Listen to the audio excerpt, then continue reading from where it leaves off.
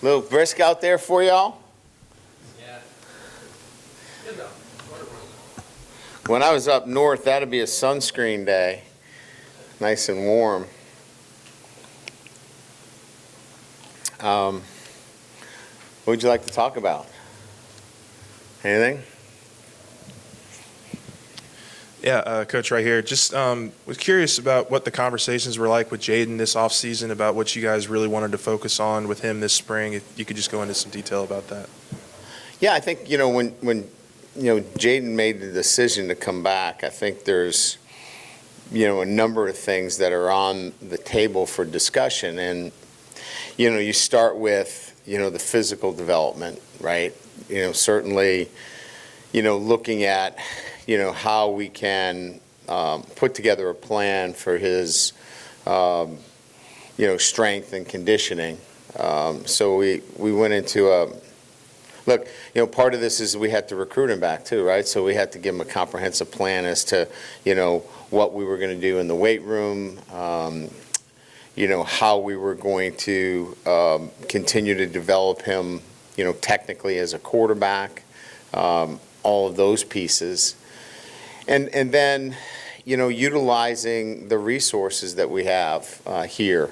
We have, VR, we have the ability to, train year-round, having receivers here for him. It was really just having a comprehensive year-round training program for him right here, and then providing him the opportunity to do other things as well. As you know, he went out on the West Coast and trained with, other elite quarterbacks, providing him the contacts to do that. So I think more than anything else, it was just really continuing the development of a quarterback that's in that stage. And when we were able to meet and he saw that we had a comprehensive plan, I think it helped him make his decision. Coach, what would your analytics tell you about the guys that were with you at this time last year, where they're at now, strength and conditioning wise, and do you like where they're at? Oh yeah, it's quite different.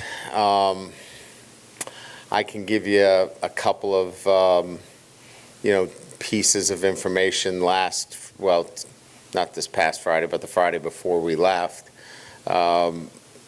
We had 9 players run 20 miles an hour or more.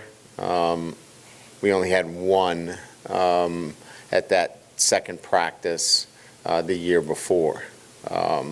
So that tells us a little bit about our speed and strength, being much more deeper within our entire team. I think we've looked at all of our numbers, and it's pretty clear that, our football team is bigger, faster, stronger. Now, you've got to be able to translate that as well. We clearly feel like we've addressed some depth needs, but you wouldn't know that today. We've got 8 healthy linemen out there, so we're actually in a different position than we were last year, and that we have to be a lot more careful in terms of what we're doing. We've got some help on the way, which will help us during the season. But I think each year what we're looking for is what you mentioned. We want to be physically stronger, faster, bigger, faster, stronger as a team, and we are. Brian, when Deshaun Womack signed, y'all said you envisioned him kind of as a jack linebacker. He seems to have put on quite a bit of size at this point. When he is healthy, do y'all still see him there, maybe at defensive end? I think he's got some flexibility as a guy that could play the big end position, but we haven't ruled out how we play him. Is he a stand-up 2-point player in a manner that he's 100% of the time a jack linebacker? No, probably not. But it doesn't mean that we can't be in 4 down and he can stand up and drop in a limited fashion to change the looks up, because he is so athletic. So your observations are right on, but we think that his athletic ability still lends itself to having some of the traits necessary to, put him in a hybrid position. Hey, Coach, when you look at Emory Jones, a 19-year-old true sophomore, seems like he's well beyond his years of maturity and leadership. But what are you seeing out of a guy like that who talks about winning national championships and wants to be a leader? Well, it starts with how he handles himself, away from the field. I mean, he makes good choices, good decisions. He's never on a list. And when I say a list, he's never on an academic report. He's never on any of the lists relative to being late to anything. He's reliable. I was telling our guys the other day, in my 3 decades of being head coach, if there's one question I'm asked over and over from GMs and head coaches, is he reliable? Is he going to be on time? Can I count on him? This is a guy you can count on, and we can count on him as a true freshman, and now going into his, well, he's not a sophomore yet, he's still in his freshman year. He's so reliable, and that just goes to his parenting, his background, his high school, where he came from. He's exceptional. Hey, Coach Denver Harrison, just given some of his history, what made you feel confident that he could fit into what you're building here? Yeah, I mean, obviously we did a lot of research. This was not a decision that we just said, here's a great player. He had to fit. We felt like, we did our due diligence in terms of his background, and there's an affiliation with LSU here with the family. He had a lot of people speak on his behalf. He had a number of interviews with Coach House and myself, and we felt with the culture in which we have put together here, that he would make it here because the culture is really strong.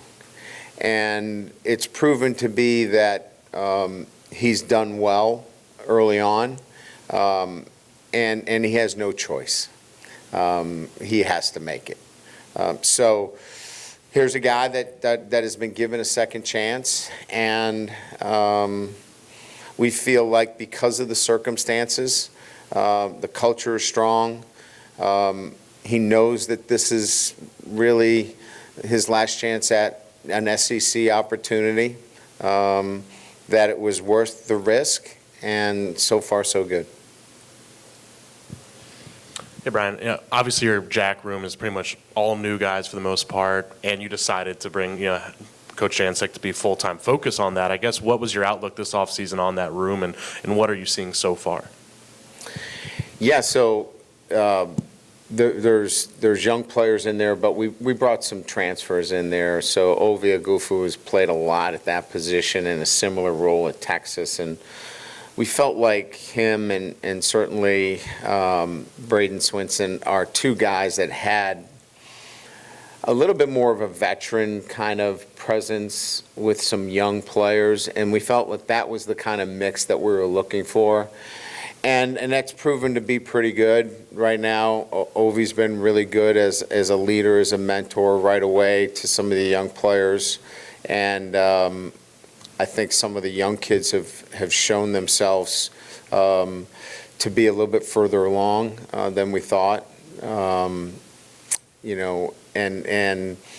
that will be a position that continues to evolve, but I think we wanted somebody coaching that position on a full-time basis because of certainly, you look at what we're asking that person to do. It's hard sometimes for the defensive line coach to break away all of the responsibilities of that position in terms of coverage and such when you're coaching the interior. So that's why we wanted Coach Jancek to be focused on that with the special teams. Coach, the new rules to allegedly speed up the game, are you in favor, and do you think that fewer plays is a disadvantage to the better team? I'm in favor of the rule. I think it's good for college football. I think it is getting to the point where, as long as it's stopped the last 2 minutes before, halftime at the end of the game, I still think you have the ability to come back and be part of, comeback opportunities. I see it this way. The NFL's done a great job of taking every play and maximizing each one of those and each one of those opportunities, whether it be through shifting and motioning and trying to get the defense in positions where they're leveraged. And I really think that offensively, some college offenses have gotten away from that, and they're just trying to run as many plays as they can. And I think it puts an emphasis back on execution. And you better be offense that executes and does a really good job from play to play. And you can't be loose and careless. You have to be focused and really disciplined offensively with these changes. Coach, right over here, with the wide receiver room, have you seen Malik in the early goings of the spring kind of step up and show some leadership qualities and taking the reins of that top guy in that room? Maybe you can even throw Brian Thomas in that category as well. No, I think that's Malik as the leader of that room. And look, I mean, I think there's so many things that you have to do on a day-to-day basis to get that. Like, he's made some poor choices, but yet, he makes great choices on a day-to-day basis. And that is, he trains hard. He is a guy that, when it comes to, his academics, he takes care of those things. He's a good teammate. As I said earlier, he's reliable. He's on time. He's a good teammate. He's respectful. So he does have those traits in the room, but he's got to keep doing it. I don't know that we're passing out C's for the shirts right now, but he's showing those kind of markers where people are starting to look towards him as the leader in that room. Yeah, Brian, I know you only had a couple of practices before the break. Have you kind of already looked at maybe position changes for people or certain guys or discussions over last week? Maybe we should look at this guy, this position? Honestly, the only positions that we've made are to function in practice, and that is we moved a couple of guys on the offensive line just so we can,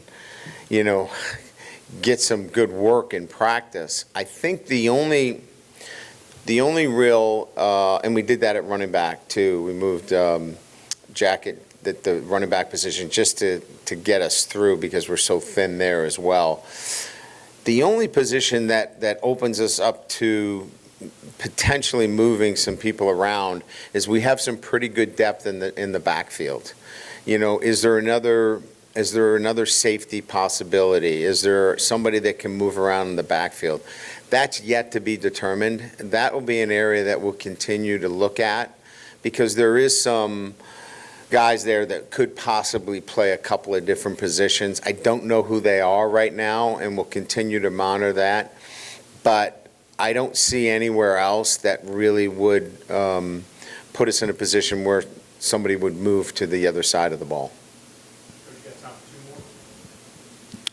Coach, here on your left, could you just shed some light on how special teams will be coached up and different roles with different guys? Mm-hmm. So John Jancic will coordinate, which will be the voice of what we're doing. And we're not – I was really happy with our scheme. I thought, as I did a deep dive on what we did special teams-wise, we fielded the ball poorly last year. We we certainly, we're in a position where a walk-on was our kicker, and he had his moments, but he had some big kicks as well. I thought our punter was excellent. Our long snapper was excellent. So when you talk about the individuals, we had to address kickoff return and punt return and who that person was, and I think we went out and did that. But from a schematic standpoint, I like what we do. So there won't be many changes. There'll be some coaching points and some tweaks here and there. So John will be that voice. Lester Erb will stay in his role as an analyst. And let me be clear about analysts. Analysts, can't like go out and coach like one of the 10, but they are allowed now to be more active with the assistant coaches. And so Lester Erb did a great job last year of putting together our game plans, and I thought our game plans were really good. So he'll continue in that role. And then the assistant coaches, and in particular the coordinators, will take an active role and a responsibility in each one of the units. So this is much more of a coordinator who will have the singular voice, but it'll be a team approach to the special teams this year. Hey, Coach, down here, Josh Sibley with One Team Media. You saw Mason Smith run around doing non-contact drills. How important? What's the timetable for his recovery, and how important will it be to get him back in the depth chart? Well, it'll be immense. I mean, we didn't have, look, I mean, we had great edge presence last year, right? It was pretty obvious, like with Harold and BJ. But you could fan one side and chip or move the back to the other because we didn't have a great inside pass rush presence. Now you put Mason to the inside. If you do that this year, I don't know how many sacks he'll have. You can't single block him. We couldn't. So when you start to fan to him, and when I say fan, when you start to move the center to him or use a back inside, now you're going to leave our edge players one-on-one, and we'll have a really good balanced pass rush. So he brings that presence, which we didn't have last year. We had 9 guys out today that factor into our 2 deep and significant playing time. 8 of the 9 will be back when we begin our summer program in the first week in June. The 9th is Armani Goodwin, who won't be back until camp starts. So they're all in great position. They're all doing well. They're all moving actively. So, we're in the middle of March. These guys are on schedule to be full go, doing everything, by the time we come back, in the first week in June. Good? All right. Thank you.